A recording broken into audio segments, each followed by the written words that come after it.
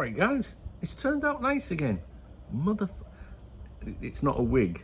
Alright, this is where Remy Abbas lives. This is Remy's little home in here. We'll just come round to this side of the house to chill because it's a little bit sunny around there now.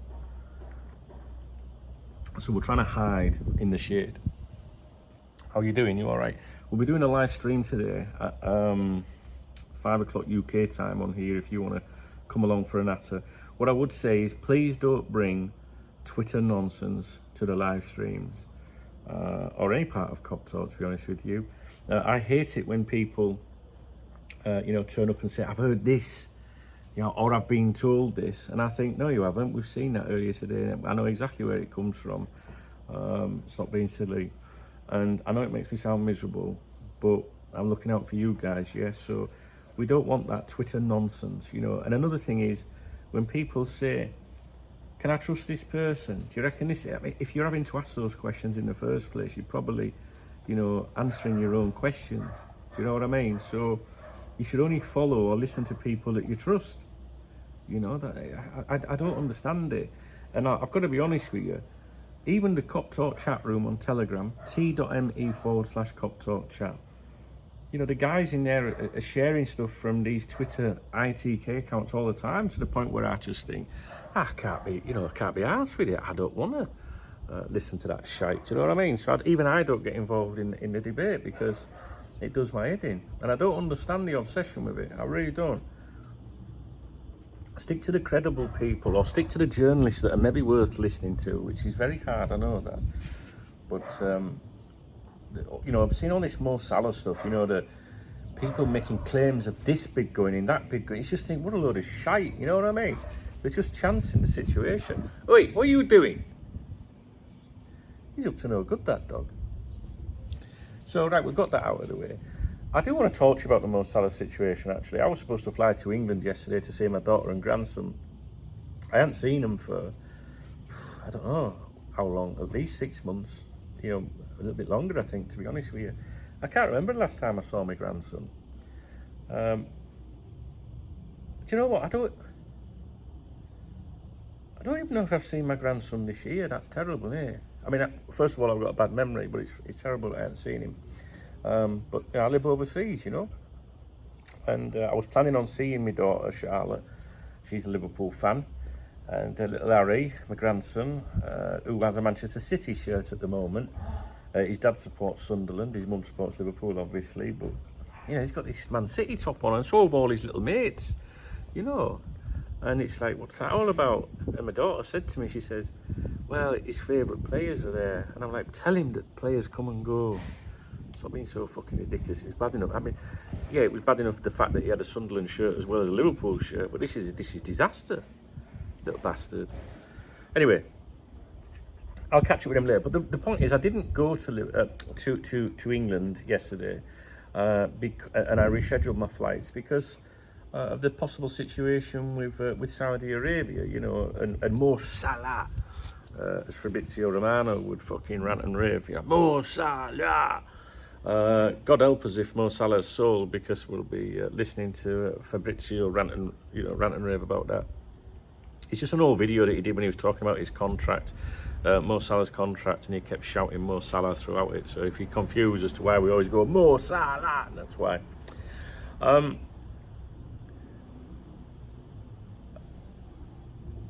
When the first unofficial informal bid went into Liverpool, we were leaked a lot of information surrounding that, weren't we? When it happened, how it was made, telephone, who took the phone call, the call was amicable, blah, blah, blah. That was all for our benefit, right? Somebody wanted us to know that this was happening.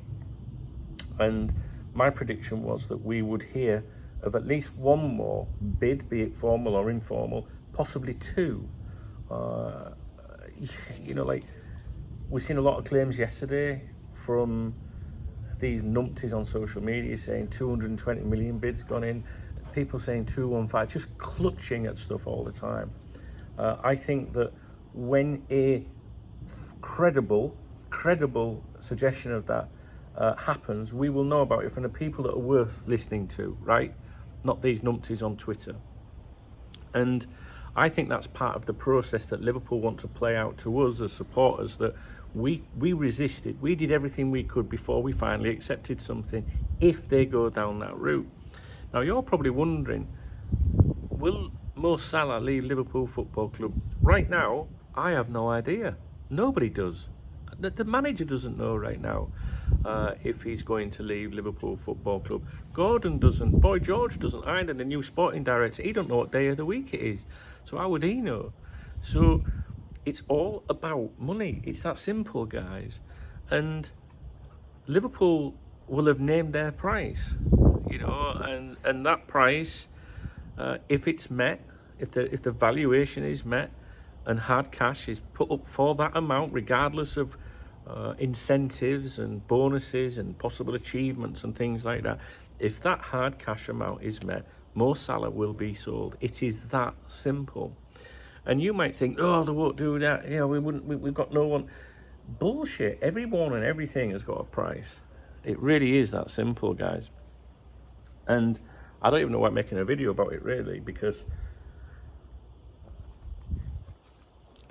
I just think it's common sense. And people have said, why didn't they make that bid earlier in the window if they were serious about it? But because you want to make your bids right at the end, don't you? Because if you make an offer in May, June, even July, what are Liverpool going to do? They're going to reject it, because they've got all that time for the bidding people to come back, the bidding party to come back with an improved offer. So people were saying yesterday, well, if they're going to bid, they're going to bid today. I would strongly disagree with that.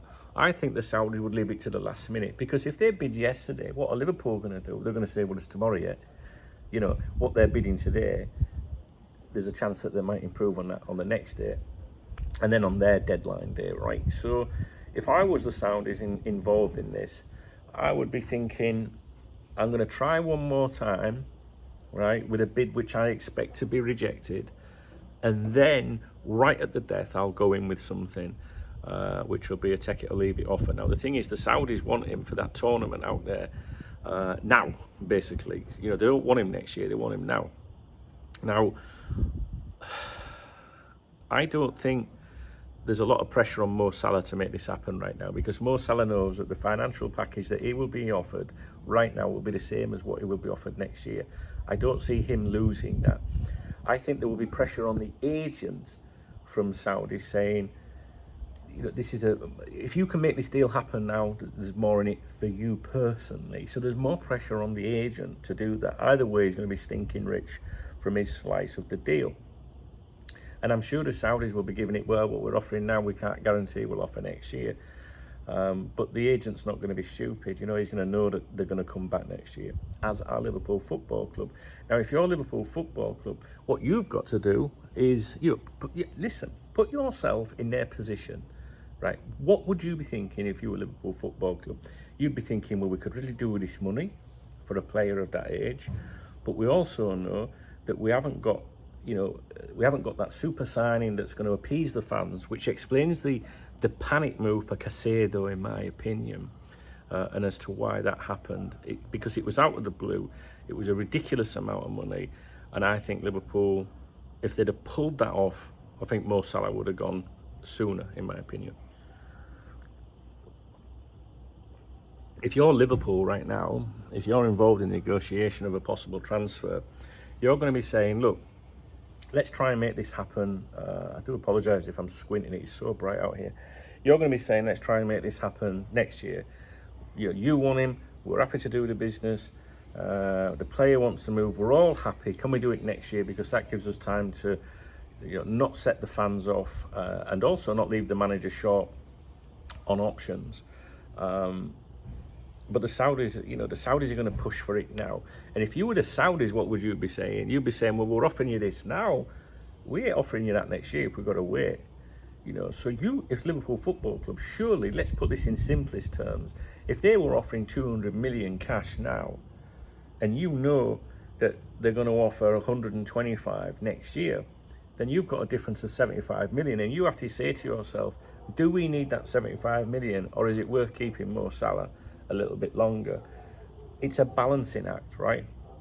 The best thing all round would be for this deal to happen next year for everybody involved, but Liverpool will get a lesser amount, and the Saudis then don't have him for this tournament at the end of the year, and that's what they want him for more than anything. So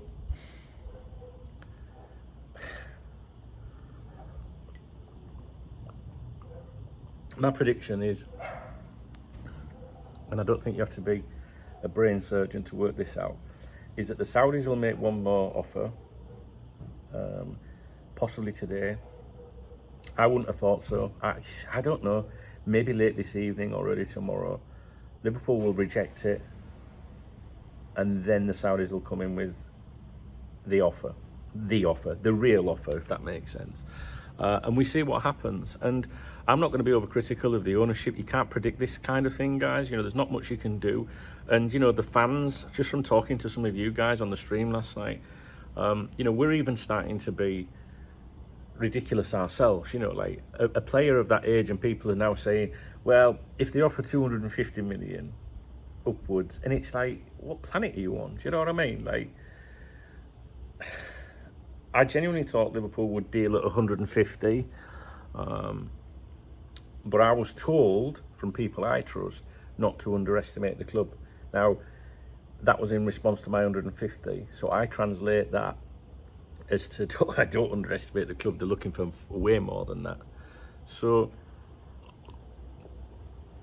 we have to wait and see. It's that simple. Now, the downside to it all, of course, is if Salah stays, which I want him to, if he stays, we're then going to be subjected to months and months and months of speculation about his future and the next, you know, when it's going to happen, because it is going to happen. Now, I know some of you are very loyal, and you know you love your favourite players and your managers and stuff like that. But sometimes, guys, you've got to think, you know, with your head and not your heart, all right? Now, if you really want to believe that Mo Salah doesn't want to go to Saudi Arabia, you were deluded, right? Because Mo Salah and or his agent could put this to bed like that, right? His agent isn't a div, right? We've known about Mo Salah's agent's move for quite a while now, and I think I said recently about, you know, knowledge about who he's been meeting out with in Saudi. I can't remember the gentleman's name, you know, I'm like with my memory. And then I think within a couple of days of saying that the Athletic ran an article about his agent being out there and stuff. I didn't even read it because I didn't need to, because I knew it was true anyway, because I was told exactly what was happening on that front. So Salah and his agent are just waiting. Now, you can turn around and say, no, you don't see this. You know, some people say, no, it's just the agent. The player doesn't know anything. He's focused on playing for Liverpool. The agent represents Mo Salah. Mo Salah is seeing everything and every claim that you are seeing. And what would you do if you were like, no, I'm definitely staying at Liverpool? You would issue a statement via your agent. You could argue that you don't need to do that. You shouldn't need to do that. The agent said a few weeks ago, if he wouldn't have signed a new deal, if he didn't want to, you know, if he was looking at moving this year, is what I think he said. We all know that contracts, you can tear them up and wipe your ass on them, right? It means nothing. This could be nipped in the bud immediately. The agent could come out and say, I can categorically tell you right now, having spoken to my good friend Mo, he does not want to leave Liverpool right now. And you are not seeing that. And the silence is there because they're waiting to see if this deal goes ahead, if a deal can be brokered. They are waiting, guys, right now, as you are watching this video, to see if a deal can be brokered. And I get the impression that if a deal is not brokered this week, if it is not done this week, I don't think you'll see Mo Salah down tools or anything, because I think Mo knows that, hey, look, you know, they're offering me this now, they're going to offer me that next year. He's not going to be the one that misses out financially. The agent is going to miss out financially a little bit, but he's still going to be stinking rich. And the club, Liverpool Football Club, are going to lose out financially, because there's no way that they'll be offered the same amount of money as next year. So right now, everything is in the hands of the Saudis. They have to decide whether the player is worth it. Everything's got a valuation, guys. The house that I'm sat next to right now, it's not for sale, you know, but if someone knocks on my door, I'd say, well, it's not for sale. There's a matter of interest. What would you be willing to pay? And what they value it at, what an estate agent values it at, isn't necessarily my value, because I might say, no, this is my house, and no, it would take this to make it happen. So it's no different when it comes to footballers and business. The only concern I have is if a deal did happen, is how much of that money would be given to Jurgen Klopp. But you know, if you got to think of what 250 million. Hang on, actually, even I'm doing it. Excuse me. You got to think if 200 million, 150, 160, 170. You know, if that kind of money was made available to the manager, what he could do with it, with his squad, you know, for next season. So, unfortunately, we have to play a waiting game. I would avoid Twitter as much as possible. Guys, what you've got to understand is that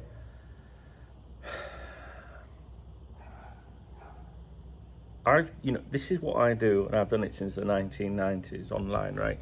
And it is my job to monitor everything and everyone in the world of any interest. And sometimes you monitor people that you don't even deem credible, because you know if they're saying something, you can look at it and go, well, I know that's not true, because that's a load of bullshit. It is my job to keep an eye on these people for you guys, because when someone comes to me and says, I've heard this rumour, what's this all about? I can say, well, I know exactly where that originated from. You can fucking ignore it. He's a clown. So the point I'm trying to say is I do not pay attention to these people. All right? You don't need to. And don't get me started on the Ward and Edward stuff. You know, maybe we'll do a video about that in a minute. I don't know. It's very warm out here. I'm going to have to go inside, I think, in a minute. Oh. Right, that's it. We've got to sit tight and wait and see what happens, guys. And we've just got to get tomorrow out of the way and see what happens. I think Liverpool are just playing a game of bluff. You know, no, we're not selling him, thanks, you're all right. It's up to them fuckers. If they really want him, and they really want him for this year, then they have to make the valuation that Liverpool Football Club say is needed to make it happen. If not, Mo has to wait till next year, and so do them. It's that simple. Right. If you appreciate the video, please thumbs up. Please drop a comment. Your comments are extremely important to me. If you really want to support the channel, you can hit the love heart. That always puts a smile on my chubby cheeks. You can become a supporter or a member of the channel. The information's in the video description. And if you really want to make me happy, you can become a VIP member. That would make me really happy. This is my gig, you know, this is what I do. So without you guys, we won't be here, that is for sure. So I'm very grateful and appreciative to all of you that do support me. But it doesn't cost you a penny to leave your comment, you know, and thumbs up, and those are extremely important to us as well. All right, guys, I'll speak to you in a bit.